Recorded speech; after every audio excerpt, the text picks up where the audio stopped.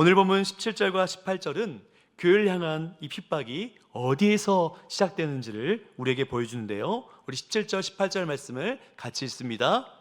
대제사장과 그와 함께 있는 사람, 즉 사두개인의 당파가 다 마음에 시기가 가득하여 일어나서 사도들을 잡아다가 옥에 가두었더니, 당시 유대사의 이 종교 권력을 잡고 있던 사람들은 대제사장들과 이 사두개파 사람들이었어요. 그런데 사도들이 예수님의 이름으로 병든 자를 고치고 부활의 복음을 전하자 백성들이 사도들에게 몰려들기 시작했던 것입니다. 사람들은 이 사도들의 말을 듣고 놀랐지요. 그리고 복음 앞에 반응했습니다. 그런데 이 대제사장과 사두개파 사람들, 사두개인들은 그것을 견디질 못하는 것이에요. 본문은 그들의 마음에 시기가 가득했다라고 말합니다. 여러분, 이것은 단순한 질투가 아니에요. 자신들이 누려야 했던 이 존경과 관심이 이 갈릴리 출신의 평범한 사도들에게 향하자 마음에 분노가 일어난 것입니다. 성경은 이 시기심이 얼마나 무서운 죄인지를 우리에게 분명하게 말해줍니다. 우리 야고보서 3장 16절 말씀 같이 읽습니다. 시기와 다툼이 있는 곳에는 혼란과 모든 악한 일이 있음이라. 시기심은 언제나 이 마음속에만 머물지 않는다는 게 문제죠. 시기심은 결국 말과 행동으로 흘러나오게 되어 있습니다. 공동체를 어지럽히고 사람을 미워하게 만듭니다. 결국 하나님께서 하신 일들까지 대적하게 만든다는 것이죠. 예수님께서 십자가에 넘겨지실 때도 그 배후에는 종교 지도자들의 시기심이 있었어요. 마태복음 27장 18절에서 빌라도는 이렇게 말합니다. 우리 마태복음 27장 18절 읽을까요? 이는 그가 그들의 시기로 예수를 넘겨준 줄 알미더라. 그럼 오늘 본문에서 대제사장들과 이 사두개인들의 시기심은 단순한 감정을 넘어서서요, 복음이 전파되고 예수의 이름이 높아지고 사람들이 하나님께로 돌아가는 것을 기뻐하지 못하는 영적인 어두운 반응이라는 것이에요. 복음의 진리를 논리로 반박할 수 없으니까 그들이 가진 힘과 권세로 막으려 했던 것입니다. 이것이 바로 세상의 방식이죠. 진리를 이길 수 없을 때 세상은 조롱하고 억압하고 핍박하고 억누리려 하는 것입니다. 28절을 보시면 대제사장들은 사도들에게 이렇게 말하는데요. 우리 28절도 같이 읽겠습니다. 우리가 이 이름으로 사람을 가르치지 말라고 언금하였되 너희가 너희 가르침을 예루살렘에 가득하게 하니 이 사람의 피를 우리에게로 돌리고자 함이로다. 여기서 흥미로운 사실이 무엇입니까?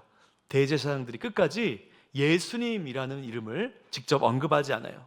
그들은 어떻게 얘기하죠? 그는 이 이름, 이 사람이라고 얘기합니다. 겉으로는 권력을 가진 사람처럼 보이지만 그 안에는, 그 속에는 두려움이 붙들려 있었던 것입니다. 여기서 우리는 이 교회의 진짜 싸움이 무엇인지를 보게 되죠. 교회의 싸움은요, 세상과 똑같은 방식으로 권력 다툼을 하는 것이 아니에요. 내 안에 있는 두려움과 내 안에 있는 그 의심과 시기심과 자존심을 이기고 복음을 끝까지 붙드는 싸움이에요. 사랑하는 여러분, 세상이 권력과 힘으로 달려들 때 교회는 언제나 십자가 부활의 복음으로 맞서야 한다는 것입니다. 억울하지만 불편하지만 때로는 속이 상하지만 예수님께서 보여주던 방식대로 희생과 섬김의 방식으로 세상을 향해 나아가 우리에게 주신 이 생명의 말씀을 빼앗기지 않는 것이 참된 싸움이라는 것이죠. 세상의 권력자들은 사도들을 감옥에 가두었어요. 그러나 하나님은 어떻게 하셨나요? 그들을 감옥에 그대로 두지 않으셨죠. 우리 19절 말씀 같이 읽겠습니다. 주의 사자가 밤에 옥문을 열고 끌어내요. 놀라운 기적이 일어났던 것이죠. 하나님께서는 누구를 보내셨나요? 천사를 보내셨어요. 그리고 굳게 닫힌 문을 여셨습니다. 근데 여기 참으로 놀라운 역설이 있습니다. 지난번에 말씀드린 것처럼 이 사두개인들은 천사의 존재도 믿지 않지요. 그리고 부활도 믿지 않았습니다. 천사를 믿지 않는 사람들 앞에서 하나님은 천사를 보내셨어요. 부활을 믿지 않는 사람들 앞에서 부활의 복음을 다시 선포하게 하신 것입니다. 사람들의 불신앙과 권력이 하나님의 역사를 결코 막을 수 없다는 것을 우리에게 분명하게 보여주는 사건이라 할 수 있죠. 근데 여기서 여러분, 더 중요한 사실이 하나 있습니다. 그것은 무엇입니까? 하나님께서 사도들을 이 감옥에서 꺼내신 이유가 중요한 것이에요. 우리 20절 말씀 같이 읽습니다. 가서 성전에 서서 이 생명의 말씀을 다 백성에게 말하라. 하나님께서 감옥문을 여신 이유가 여기 있습니다. 사도들에게 편안한 삶을 허락하시기 위함이 아니었어요. 오히려 이 생명의 말씀이 멈추지 않도록, 이 생명의 말씀이 전해지도록 그들을 다시 보내신 것입니다. 우리 삶에도 때때로 이러한 감옥 같은 시간을 만나게 돼요. 우리가 그 하나님 앞에 살아가면서 답답한 문제, 해결되지 않은 상황들, 두려운 현실 속에 갇힐 때가 있죠. 그리고 우리는 그 하나님 앞에 나아가 이 모든 상황이 열리길 위해 기도합니다. 하나님께서 우리의 기도에 응답하셔서 그 모든 상황 가운데 그 닫힌 문을 열어주실 때 우리는 어떻게 생각하기가 쉽습니까? 이제는 좀 쉬고 싶다, 이제는 좀 편하게 살고 싶다라는 생각을 갖게 된다는 것이죠. 하나님께서 우리를 살리시고 우리를 다시 건져주신 이유는 바로 우리로 하여금 다시금 사명의 자리로 보내시기 위해서라는 것입니다. 우리 빌립보서 1장 29절 말씀 같이 읽습니다. 그리스도를 위하여 너에게 은혜를 주신 것은 다만 그를 믿을 뿐 아니라 또한 그를 위하여 고난도 받게 하려 하심이라. 여러분, 믿음도 은혜지만 주님을 위한 고난도 은혜예요. 우리는 은혜를 받으면 편안한 자리로만 가야 한다고 생각할지 모르지만 성경은요, 하나님의 은혜를 받은 사람을 다시 사명의 자리로 보내십니다. 그 길이 때로는 좁고 어렵고 고난의 길일지라도 그 길에는 주님께서 함께 하시는 것이죠. 이 하나님의 명령을 들었을 때 사도들은 어떻게 반응합니까? 우리 21절 같이 읽을까요? 그들이 듣고 새벽에 성전에 들어가서 가르치더니. 그들은 조금도 지체하지 않았습니다. 새벽에 다시 성전으로 들어갔어요. 또 붙잡힐 수 있었습니다. 또 매를 맞을 수 있었어요. 또 채찍질 당할 수 있었습니다. 하지만 그들은 하나님의 말씀에 순종했어요. 왜냐하면 이 생명의 말씀이 멈출 수 없었기 때문이죠. 사랑하는 여러분, 하나님의 은혜를 경험한 사람은 결코 자신의 자리에 안주하며 머물 수가 없는 것이죠. 나를 부르신 하나님 앞에 그 뜻을 묻고 다시 사명의 자리로 나아가야 합니다. 사도들이 다시 성전에서 말씀을 전하고 있을 때에 종교 지도자들은 매우 당황합니다. 분명히 감옥에 가두었는데 사도들이 사라진 것이에요. 감옥문은 굳게 잠겨 있었습니다. 그들을 지키던 간수들도 그대로 앞에 서 있었어요. 그런데 감옥 안에는 아무도 없던 것입니다. 놀라운 일이 일어난 것이죠. 그들은 이 사도들을 다시 붙잡아서 공회 앞에 세우죠. 근데 여기서 참 이상한 장면이 나옵니다. 종교 지도자들은 사도들이 도대체 어떻게 감옥에서 나왔는지 전혀 묻지 않아요. 대제사장은 사도들을 오히려 꾸짖습니다. 우리가 그 예수의 이름으로 말하지도 말고 그 예수의 이름으로 가르치지도 말라고 하지 않았냐라고 말하죠. 그때 베드로와 사도들이 어떻게 대답합니까? 우리 29절 말씀 같이 읽겠습니다. 사람보다 하나님께 순종하는 것이 마땅하리라. 아멘. 이 말씀이 바로 초대교회의 신앙을 가장 우리에게 분명하게 보여주는 믿음의 고백이죠. 사도들은 세상의 권위를 무시한 것이 아니에요. 세상의 질서도 부정한 것이 아닙니다. 그러나 세상의 명령이 하나님의 명령과 충돌할 때에 그들은 분명히 이렇게 말하는 것이죠. 우리는 사람보다 하나님께 순종해야 합니다 라고 말이죠. 겉으로 보면 사도들이 갇힌 사람처럼 보이죠. 그들은 감옥에 들어갔고 끌려다녔습니다. 위협을 받았습니다. 반대로 이 종교 지도자들은 권력을 가진 사람들처럼 보입니다. 그들은 사도들을 신문했고 명령하고 처벌할 수 있었어요. 그런데 실제로는 정반대였습니다. 종교 지도자들은 이 두려움에 사로잡혀 있었어요. 백성들의 눈치를 보았죠. 자기의 권력을 잃을까 두려워했습니다. 그들은 권력을 가졌지만 자유롭지가 못했어요. 반면에 사도들은 감옥에 갇혀도 자유했죠. 매를 맞아도 자유했습니다. 왜냐하면 그들은 사람들의 평가나 세상의 위협에 묶이지 않았기 때문이죠. 오직 하나님께 매여 있던 사람들이었습니다. 여러분, 참된 자유는 내가 하고 싶은 대로 하는 것이 아니에요. 사람의 시선에 끌려다니지 않고 세상의 두려움에 붙잡히지 않고 하나님 앞에서 바르게 살아가는 그것이 진짜 참된 자유인 것입니다. 로마서 6장 22절 말씀 우리 같이 함께 읽겠습니다. 이제는 너희가 죄로부터 해방되고 하나님께 종이 되어 거룩함에 이르는 열매를 맺었으니 그 마지막은 영생이라. 아멘. 성경이 말하는 자유는 언제나 하나님 없이 내 마음대로 하는 것이 아닙니다. 그것은 진정한 자유가 아니에요. 죄로부터 해방되어서 하나님께 속한 사람으로 사는 것이 진짜 자유지요. 죄의 종으로 살 때는 내 마음대로 사는 것 같아 보일지 모르지만 사실은 죄의 노예로 죄에 묶여 살아가는 인생입니다. 그런데요, 하나님의 종이 되면요, 하나님께서 우리의 주인이 되어 주셔서 우리의 삶을 보호해 주시고 우리의 삶을 인도해 주시고 우리의 모든 것을 책임져 주시죠. 그 삶의 진정한 자유가 허락되는 것입니다. 베드로도요, 베드로전서 2장 16절에서 우리에게 이렇게 말하는데요, 같이 읽겠습니다. 너희는 자유가 있으나 그 자유로 악을 가리는 데 쓰지 말고 오직 하나님의 종과 같이 하라. 베드로는요, 자신을 변호하는 데 시간을 사용하지 않아요. 자신의 억울함을 길게 설명하지도 않습니다. 오히려 그 핍박의 자리, 그 시간을 어떻게 사용합니까? 다시 예수 그리스도의 복음을 전하는 데 사용하고 있어요. 우리 30절과 31절 말씀도 같이 읽을까요? 너희가 나무에 달아 죽인 예수를 우리 조상의 하나님이 살리시고 이스라엘에게 회개함과 제사함을 주시려고 그를 오른손으로 높이사 임금과 구주로 삼으셨느니라. 아멘. 베드로는 분명하게 선포합니다. 예수님은 진짜 죽으셨지만 예수님은 진짜 하나님께서 살리셨다라고 말이죠. 예수님은 우리를 구원하실 뿐만 아니라 온 세상의 임금이시라고 선포하고 있어요. 우리를 죄에서 구원하실 구원자시지만 동시에 우리 삶 전체를 다스리시는 유일하신 왕이 바로 예수님이다라고 선포하고 있습니다. 그리고 32절에서 그는 이렇게 말하죠. 제가 읽겠습니다. 우리는 이 일의 증인이요 하나님이 자기에게 순종하는 사람들에게 주신 성령도 그러하니라. 아멘. 참된 증인은 어떠한 위협과 상황에도 자신이 보고 드는 것을 그대로 전달하는 사람이죠.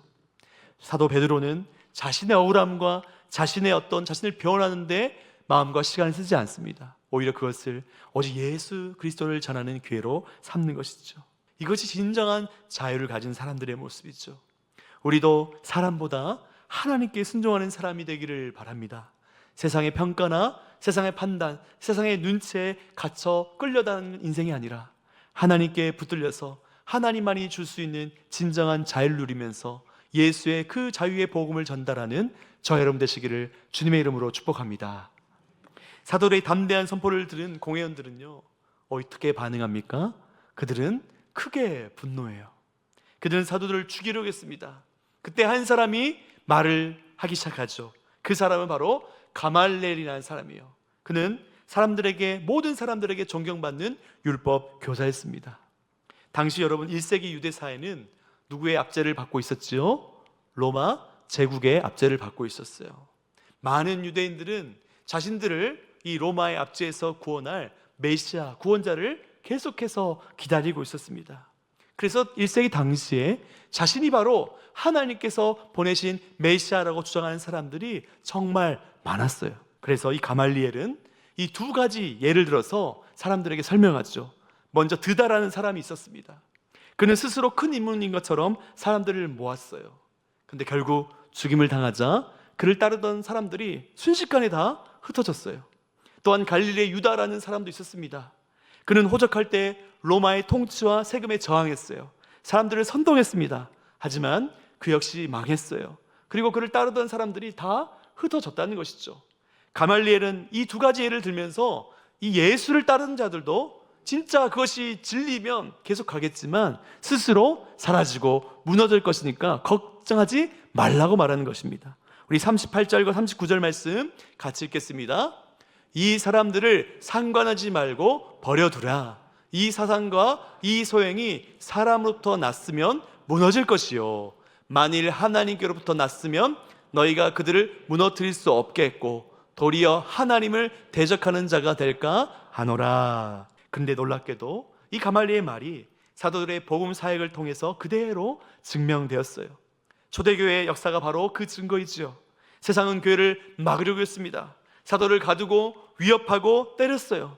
그러나 복음은 멈추지 않았죠. 오히려 더 넓게 퍼져 나갔습니다. 왜 그렇습니까? 교회는 사람의 생각으로 시작된 단체가 아니기 때문이죠. 교회는 하나님께로부터 난 공동체입니다. 그래서 사람 힘으로 결코 막을 수가 없고 결코 무너뜨릴 수가 없는 것이죠. 그런데 여러분, 여기서 중요한 것이 있어요. 우리는 이 가말리의 말에 한 가지 한계가 있다는 사실도 보아야 합니다. 그는 사도들을 죽이지 말라고 했지만 예수님을 믿겠다고 결단하지는 않았어요. 그는 중립적인 태도를 취할 뿐입니다. 일단 두고 보자는 것이죠. 그러나 여러분, 하나님의 복음 앞에는 영원한 중립은 없어요. 예수님 앞에서는 결국 선택해야 합니다. 결국 결단해야 합니다. 예수님을 나의 구주요, 나의 하나님으로, 나의 왕으로 모시며 살 것인지, 아니면 예수는 완전히 미치광이거나 완전히 사기꾼이거나 둘 중에 하나를 우리는 선택할 수밖에 없다는 것이죠. 사랑하는 여러분, 오늘날에도 이 가말리아 같은 사람이 너무나 많아요. 기독교를 나쁘게 보지 않습니다. 교회를 공격하지 않아요. 그러나 예수님을 나의 구주와 나의 왕으로는 받아들이지 않죠. 적당한 거리에서 지켜보기만 합니다. 교회 안에도 이런 사람이 있다는 것은 너무나 안타까운 사실이죠.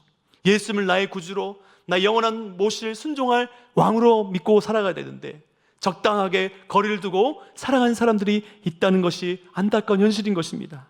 우리는 예수님 앞에 결단해야 됩니다. 예수님 나의 구원자시요, 내가 영원히 순종해야 될 나의 유일하신 왕입니다. 그 평생 주님을 위해 살아가겠습니다. 이 고백을 가진 사람만이 진짜 예수를 믿는 사람이요, 하나님의 참된 교회를 이루는 지체가 된다는 것이죠. 그리고 그러한 믿음을 가진 사람들이 모인 교회는 결코 사람이 무너뜨릴 수도 없고 사람이 멈추게 할 수도 없고 하나님만이 그들을 온전하게 세우실 것이다라고 말씀하시는 것입니다. 사랑하는 여러분, 이 가말리의 말로 사도들은 죽음을 면합니다. 그런데 그냥 풀려나는 것이 아니었어요.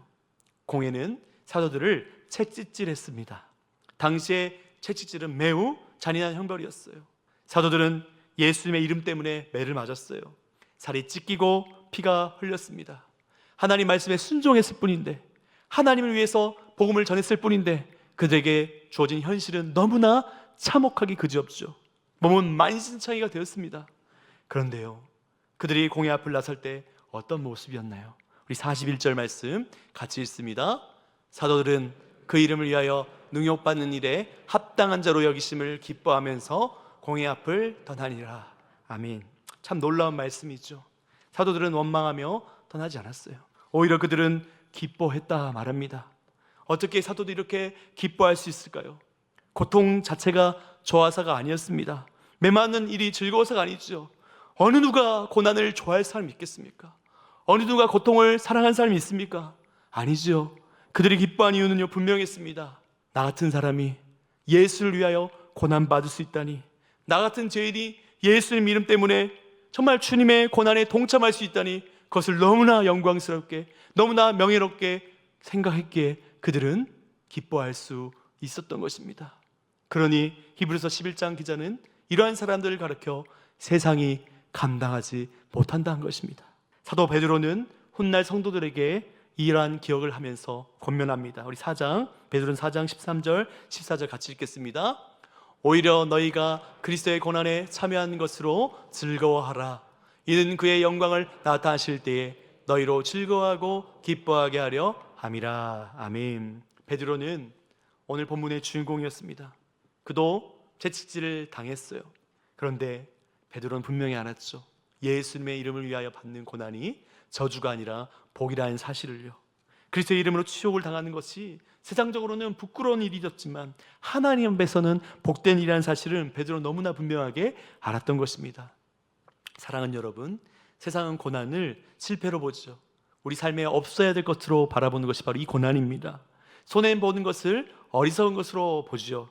그러나 복음 안에서는 다릅니다. 예수님 때문에 받는 고난은 부끄러움이 아니라 영광입니다. 복음을 위하여 흘리는 눈물과 땀과 피는 결코 헛되지 않다는 것이죠. 그리고 사도들의 헌신은 일회성인 감동에 끝나지 않았다는 것입니다. 우리 42절 말씀 같이 읽겠습니다. 그들이 날마다 성전에 있든지 집에 있든지 예수는 그리스도라고 가르치기와 전도하기를 그치지 아니하리라. 아멘. 그들은 날마다 예수의 복음을 전했어요. 아무리 위협하고 아무리 때리고 아무리 채찍질해도 그들을 막을 수가 없었습니다. 그들은 성전에서도 전했고 집에서도 전했어요. 공개적인 자리에서도 예수의 복음을 선포했고 일상의 자리에서도 예수의 복음을 전했어요. 그들이 전했던 메시지는 너무나 단순하고 너무나 분명했어요. 예수님이 바로 그리스도십니다. 예수님이 바로 하나님 보내신 구원자십니다. 예수님이 우리 인생의 주인이시오. 예수님만이 우리 삶의 왕이십니다. 이 복음의 말씀을 선포했어요. 아무도 그들을 막을 수가 없었어요. 감옥도 그들을 멈추게 할 수 없었습니다. 채찍도 그들을 멈추게 할 수 없었어요. 위협도 그들을 멈추게 하지 못했어요. 왜냐하면 그들이 붙들었던 것은 단순한 사상이 아니라 생명의 말씀이었기 때문입니다. 사랑하는 여러분, 교회가 세상에 존재한 이유는, 다른 말로 말해 교회가 이 세상을 축복하는 길은 다른 데 있지 않아요. 그것은 무엇입니까? 예수를 이름을 위하여 기쁨으로 섬기고 손해보고 견디며 끝까지 이 생명의 복음을 이 세상에 전하는 것이 바로 교회가 이 세상에 존재하는 목적이요, 이 세상에 가장 큰 복을 주는 길이라는 사실을 잊지 마시길 바랍니다. 사랑하는 여러분, 오늘 말씀은 우리에게 분명한 메시지를 들려주고 있어요. 세상은 언제나 복음을 막으려 한다는 사실이죠. 하지만 하나님은 감옥을 여시고, 세상은 사도들 입을 닫으려 했지만 사도들은 더욱 담대하게 예수 그리스도의 복음을 전했습니다. 세상은 그들을 때리고 모욕했지만 사도들은 예수의 이름을 위하여 고난받는 것을, 능욕받는 것을 오히려 기뻐했습니다. 이 말씀 앞에 우리는 우리의 믿음을 다시 돌아보게 됩니다. 하나님께서 우리 인생 가운데 감옥문을 열어주신 적이 얼마나 많습니까? 막힌 길을 열어주시고 두름에서 건져주시고 무너질 것 같은 순간에도 하나님 우리를 살려주시지 않았나요? 여기까지 온 것이 하나님의 은혜 아니겠습니까? 그런데 우리는 그 은혜를 마치 내 삶의 안락함과 편안함을 누리는 것으로만 생각했어요. 더 이상 조용하게 살고 싶고 상처받고 싶지 않고 다른 사람과 치이기 싫고 더 이상 부담을 지고 싶지 않다고 생각하며 살죠. 그러나 여러분 잊지 마십시오. 하나님께 우리를 구원하시고 여기까지 인도하시고 우리에게 복을 주신 것은 우리 혼자 잘 먹고 잘 살기 위함이 아니죠. 우리에게 받은 복을 많은 사람에게 흘려보내고 우리에게 주신 생명의 그 말씀을 온 세상 가운데 전파하는 사명의 자리로 부르시기 위해서 우리를 건져내셨다는 사실을 잊지 마시기를 바랍니다. 우리를 살리신 이유, 우리 가정을 여기까지 인도하신 이유, 우리 교회를 여기까지 보호하신 이유는 다 여기에 있습니다. 이 생명의 말씀을 세상 속에서 증언하게 하기 위해서라는 사실이죠. 복음을 전하다가 예수를 위해 살다가 억울함을 당할 때도 있고 오해를 받을 때도 있고 손해를 볼 때가 있겠죠. 그때 우리는 자꾸만 우리 자신을 변호하고 우리 억울함을 호소하고 싶을 거예요. 하지만 사도들은 그렇게 하지 않았어요. 오히려 그것을 예수의 복음을 전할 기회로 삼았고 자신들에게 주어진 그 핍박과 고난을 명예요, 영광요, 자랑으로 삼고 살았던 것입니다. 사랑하는 여러분, 사람들의 평가나 시선에 매어 살지 마시고 하나님이 주시는 진정한 자유 안에서 자유의 복음, 생명의 말씀을 담대하게 전하시는 저 여러분 되시기를 주님의 이름으로 축복합니다. 세상의 어떤 권력도 하나님께서 시작하신 교회, 내가 내 교회를 세운다 말씀하신 주님이 세우시는 교회를 무너뜨릴 수가 없어요. 감옥도 채찍도 위협도 생명의 말씀을 멈추게 할 수가 없습니다. 하나님께서 세우신 교회는 반드시 승리합니다. 그리고 그 승리는 세상 힘으로 얻는 승리가 아니라 희생과 섬김과 낮아짐과 때로는 죽음을 통해서 그 예수를 닮은 섬김을 통해서 우리에게 주어지는 승리라는 사실을 잊지 마시길 바라요. 이번 한 주간 우리가 있는 그 삶의 자리마다 이 고백이 끊어지지 않길 바랍니다. 예수님은 나의 참된 왕이시요 나의 구주십니다. 예수님만이 우리 영원한 생명이십니다. 가정에서든 일터에서든 교회에서든 삶의 모든 자리에서 예수님만이 우리의 그리스도시다, 우리의 구원자시다, 우리 삶을 다스리고 통치하시는 왕이시다라는 사실을 선포하면서 하나님 주신 참된 자유를 누리시는 저와 여러분 되시기를 주님의 이름으로 축복합니다.